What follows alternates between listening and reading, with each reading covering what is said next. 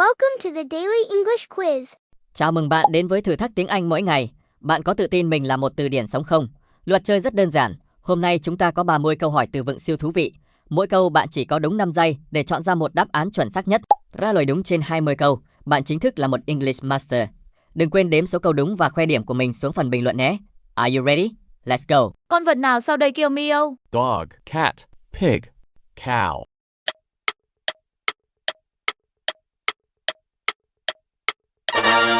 Cat, cat.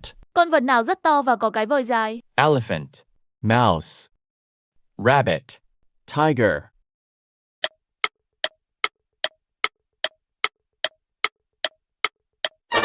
Elephant, elephant. Quả táo thường có màu gì? Blue, red, black, white.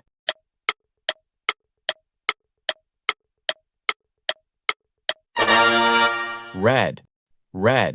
Con vật nào thích ăn cà rốt và có đôi tai dài? Rabbit, lion, frog, snake.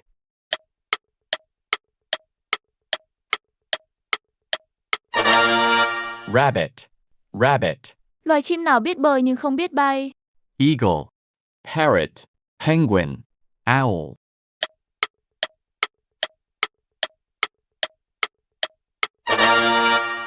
Penguin, penguin.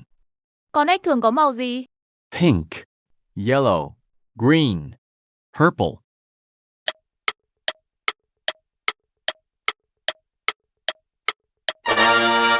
Green, green, Mặt trời có màu gì? yellow, purple, green, pink.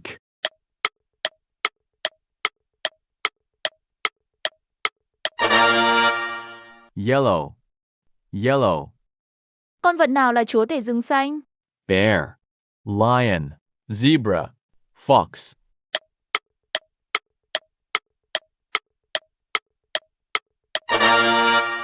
Lion, lion. Con vật nào có cái cổ rất dài? Giraffe, hippo, rhino, deer.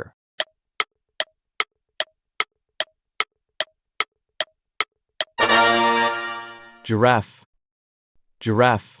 Bầu trời buổi sáng có màu gì? Brown, blue, black, gray.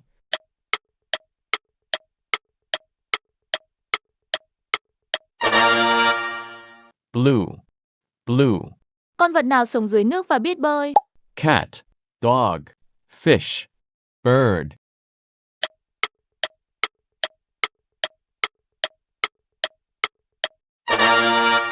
Fish, fish. Bạn có màu gì khi trộn màu đỏ và vàng? Green, orange, purple, blue.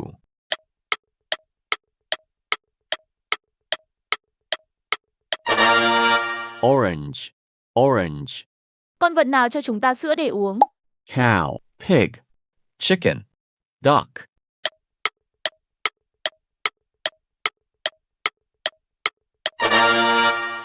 Cow, cow. Con vật nào rất chậm và mang nhà trên lưng? Snail, ant, bee, spider.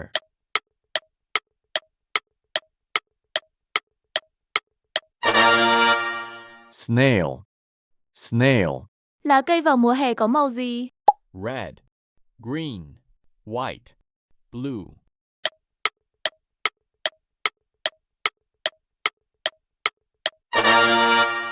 Green, green. Con vật nào hay bắt chuột? Cat, horse, sheep, goat.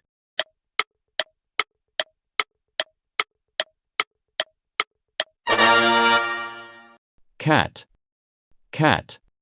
Cua chuối có màu gì? Red, yellow, purple, pink.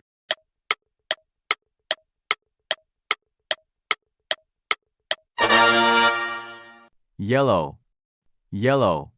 Loài côn trùng nào biết bay và làm ra mật ong ngọt? Butterfly, mosquito, bee, fly.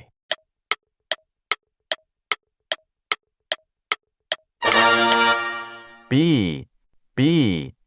Tuyết có màu gì? Black, brown, white, orange.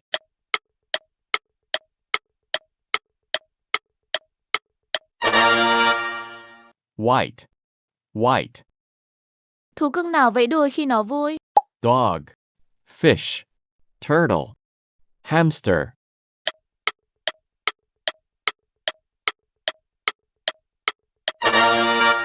Dog, dog.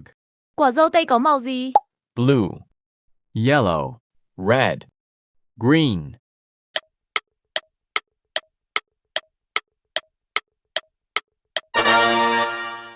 Red, red.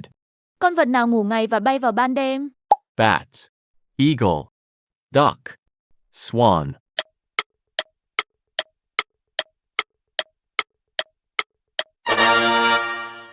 Bat, bat. Con vật nào có sọc đen và trắng? Horse, zebra, cow, leopard.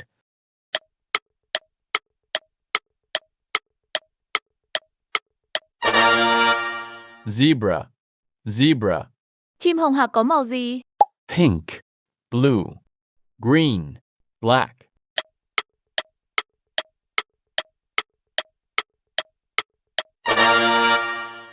Pink, pink.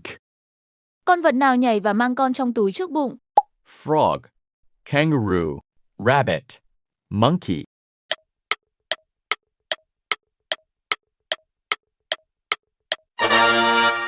Kangaroo, kangaroo. Quả nho thường có màu gì? Purple or green, red or blue, white or black, orange or yellow.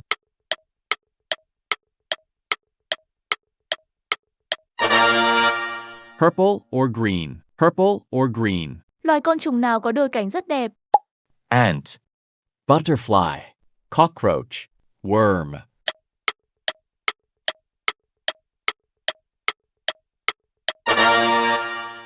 Butterfly, butterfly. Con vật nào là người bạn tốt nhất của con người? Cat, dog, bird, fish.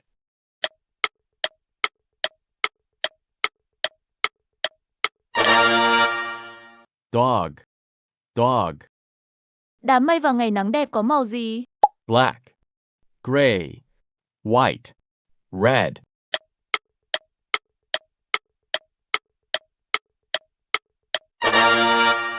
White, white. Con vật nào có 8 cái chân? Spider, ant, bee, beetle.